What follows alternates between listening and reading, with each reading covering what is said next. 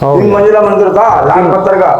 ताजमहल का असली नाम है तेजो महल। कोई चीज इनको पसंद आ गई, वो अपनी तलवार के जोर पर आपने बना दिया है, बना ली। ताजमहल, आप सभी ने ये नाम तो सुना ही होगा। दुनिया के 7 अजूबों में ताजमहल भी शामिल है।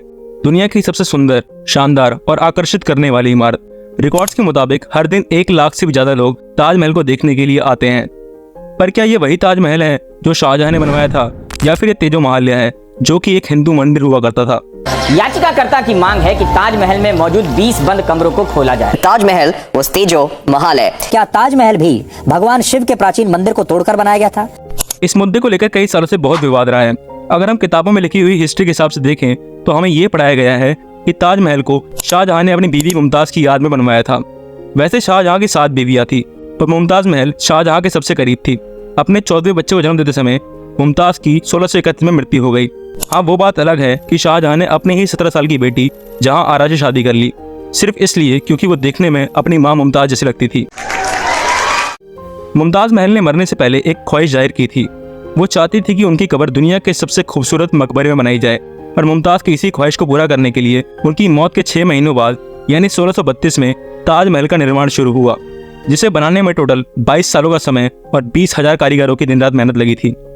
पर कैसा लगेगा आपको अगर मैं कहूँ कि सैकड़ों ऐसे एविडेंसेस और प्रूफ हैं जो ये साबित कर सकते हैं कि ताजमहल असली में एक हिंदू मंदिर हुआ करता था, जिनको जानकर आप लोग भी सोचने पर मजबूर हो जाएंगे कि क्या वाकई ताजमहल एक मुगल आर्किटेक्चर है या फिर तेजो महल नाम का एक हिंदू मंदिर है। शाहजहां के शासनकाल पर लिखी गई पुस्तक बादशाहनामा, जिसे शाहजहां के ही कोर्ट हिस्टोरियन अब्दुल हामिद लाहौरी ने लिखा था, उसमें लाहौरी ने इस बात का जिक्र करा है कि शाहजहां ने मुमताज के मकबरे को बनाने के लिए राजा जय सिंह से एक बड़ी शानदार हवेली ली थी, जिसे बादशाहनामा में कुछ इस तरह लिखा गया है। महानगर के दक्षिण में भव्य सुंदर हरित उद्यान से घिरा हुआ, जिसका केंद्रीय भवन जो राजा मान सिंह प्रसाद के नाम से जाना जाता था, अब राजा जय सिंह जो मान सिंह का पौत्र था के अधिकार में है। बेगम को दफनाने के लिए जो स्वर्ग जा चुकी थी चुना गया। और हिंदी में प्रसाद का मतलब होता है देवालय, मतलब राजा जय सिंह से ये देवालय मुमताज के मकबरे को बनाने के लिए लिया गया था। यानी उस जगह पर पहले से ही एक बड़ी शानदार इमारत मौजूद थी, जिसमें सिर्फ कुछ मॉडिफिकेशन करके उसे ताजमहल का नाम दे दिया गया। और मुगलों के लिए ये काम बहुत ज़्यादा मुश्किल नहीं था, क्योंकि मुगलों ने पहले भी कई हिंदू मंदिरों और स्तंभों को तोड़कर या उसमें कुछ चेंजेस करा के उसे एक मुगल आर्किटेक्चर का नाम दिया था। जैसे कि कुतुब मीनार।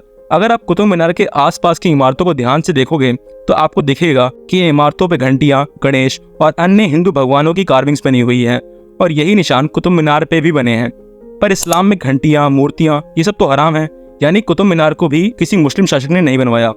अगर आप इस फोटो को ध्यान से देखें तो आपको दिखेगा कि एक टेम्पल स्ट्रक्चर को तोड़कर उसके ऊपर गुंबद को बनाया गया है, ताकि इसे एक मुगल आर्किटेक्चर का नाम दिया जा सके, जैसा कि बाबरी मस्जिद के केस में किया गया था। और कुतुब मीनार में लगे एक बोर्ड में साफ लिखा है कि कुतुब मीनार को 27 हिंदू और जैन मंदिरों को तोड़कर बनाया गया था। नूरुल हसन, जो कि मुगल काल का एक बहुत ही ज्यादा फेमस ऑथर था, उसने भी अपनी किताब में लिखा था कि शाहजहां ने मुमताज को दफनाने के लिए एक हिंदू मंदिर को हथियाया था। इसी ताजमहल के अंदर एक नौबत खाना भी बना हुआ है, और नौबत खाना एक ऐसी जगह होती है जहां म्यूजिक प्रोग्राम होते हैं। पर इस्लाम में तो म्यूजिक हराम माना जाता है, और किसी कब्र के बगल में एक म्यूजिक रूम कैसे हो सकता है? वो आदमी वहां रेस्ट करने गया है, ना कि गाना सुनने। और ताजमहल का जो मेन पिनिकल है, उसका स्ट्रक्चर एक कलश और नारियल की तरह है, और आप सभी को पता है कि नारियल और कलश का सिंबल किस धर्म से जुड़ा हुआ है, और इस्लाम के हिसाब से तो यहाँ पर चांद और स्टार का सिंबल होना चाहिए था। तो आखिर शाहजहां जो एक कट्टर मुस्लिम शासक था, उसने इतनी बड़ी गलती कैसे कर दी? अगर आप ताजमहल के इन कॉरिडोर एंट्रेंस को देखें तो ये वैदिक स्टाइल कॉरिडोर्स हैं, जो कि एंशिएंट हिंदू टेम्पल्स में हुआ करते हैं। और ताजमहल की सभी दीवारों पर आपको धतूरे के फूलों की कार्विंग्स दिखाई देंगी, और ये कार्विंग्स ओम के आकार जैसी दिखती हैं। और हिंदू धर्म में धतूरे के फूलों का यूज शिव जी को चढ़ाने के लिए किया जाता है। तो आखिर ये सवाल उठता है कि ये सभी सिंबल्स एक मुगल आर्किटेक्चर में कैसे आए? 1974 में मार्विन एच मिल्स नाम के एक अमेरिकन आर्कियोलॉजिस्ट भारत आए थे, और उन्होंने ताजमहल के निचले हिस्से में बने दरवाजों में से एक दरवाजे का छोटा सा टुकड़ा लिया और अपने साथ अमेरिका ले गए, जिसके बाद इस टुकड़े की कार्बन डेटिंग की गई। और कार्बन डेटिंग के बाद ये पता चला कि ये दरवाजे ताजमहल बनने से 300 साल पहले के हैं, यानी 13th सेंचुरी से भी पुराने। अब अगर ये दरवाजे ताजमहल के कंस्ट्रक्शन से भी पुराने हैं, इसका तो यही मतलब है कि यहाँ पहले से ही कोई मंदिर या महल मौजूद था। और शाहजहां ने इसमें बस कुछ चेंजेस करवा के इसे एक मकबरे का नाम दे दिया। अगर आप ताजमहल का एरियल व्यू देखें तो आपको दिखेगा कि ताजमहल को लाल बलुआ पत्थर से बनाया गया है और बाद में इसे वाइट मार्बल से मॉडिफाई किया गया है। ताजमहल के आसपास की सभी बिल्डिंग्स भी लाल बलुआ पत्थर से बनी हुई हैं और उन सभी के टॉम को वाइट मार्बल से बनाया गया है ताकि ऐसा लगे कि इन सभी को एक ही समय बनवाया गया था। बड़ा हरामी हो बेटा।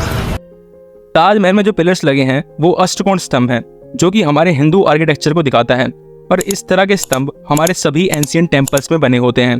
एंड ताजमहल का जो डिजाइन मैप है वो ऑक्टागोनल शेप का है और हिंदू कल्चर में ऑक्टागन शेप का बहुत ज्यादा सिग्निफिकेंस है। वाल्मीकि रामायण के अनुसार भगवान श्री राम की अयोध्या नगरी भी ऑक्टागन शेप में बनी हुई थी। हमने हमेशा देखा है कि मुगल आर्किटेक्चर में मीनार होती है जो कि ताजमहल में भी है, पर इस्लामिक स्ट्रक्चर में मीनार हमेशा मेन बिल्डिंग के साथ अटैच होती है, पर ताजमहल के केस में इसका एकदम उल्टा है। और पूरे ताजमहल में कमल के फूलों का डिजाइन और मेन एंट्रेंस पर ट्राइडेंट यानी त्रिशूल के सिंबल का होना ये प्रूफ करता है कि ताजमहल एक मुगल आर्किटेक्चर नहीं था। अभी भी ऐसे दर्जनों एविडेंसेस और प्रूफ हैं जो ये साबित कर सकते हैं कि ताजमहल एक मुगल आर्किटेक्चर नहीं हो सकता और ताजमहल असली में एक हिंदू टेम्पल या महल हुआ करता था। इसके बारे में हम इस वीडियो के नेक्स्ट पार्ट में बात करेंगे। अगर ये वीडियो देखने के बाद आप अपनी थोड़ी सी भी कॉमन सेंस लगाएं तो आप ये समझ जाएंगे कि ताजमहल वास्तव में ताजमहल था या तेजोमहल। अगर आप लोगों को ये वीडियो इन्फॉर्मेटिव लगा तो प्लीज़ इस वीडियो को शेयर करें। मिलेंगे नेक्स्ट वीडियो में, तब तक के लिए जय श्री राम।